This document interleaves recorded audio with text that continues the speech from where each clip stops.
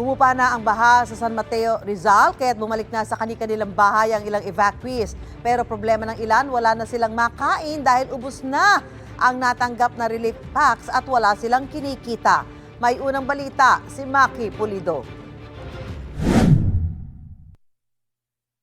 Sa ilog ng San Mateo na-recover ng San Mateo MDRRMO ang labi ng 67-year-old na lalaking tinangay ng malakas na agos ng tubig sa Rodriguez, Rizal. Sakay ng motorsiklo ang biktima noong Lunes, July 21 nang tangayin ng tubig habang tumatawid sa isang creek sa Barangay Puray sa Rodriguez.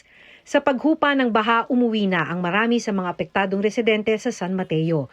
Pero hindi pa natatapos ang paghihirap ng marami dahil masama pa rin ang panahon, wala pa rin kinikita ang pamilya ni Delia mula sa pagtitinda ng isda. Wala na. 5 piso na lang natitira.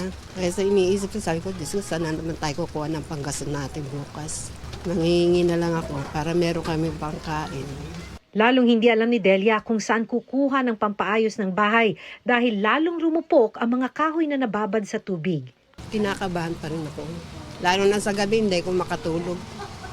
Kasi sabi ko, umuulan na naman. Sabi ko, baka bumahan na naman. Sa Barangay San Jose sa Rodriguez, putik at mga basang gamit ang inabutan ng pamilya ni Rosemary pag-uwi mula evacuation center. Isang supot ng noodles at isang maliit na delata na lamang ang natitira mula sa natanggap nilang relief pack. Pinagtitiisan nila ang hilaw na saging, malamnan lang ang tiyan nilang mag-asawa at maliliit na anak at apo. Wala na po kaming kakainin po. Iniisip po namin paano kami kakain po. Gutom din po yung mga bata. Noong Lunes ng gabi, kwento ng mga residente, mabilis tumaas ang tubig sa kanilang barangay.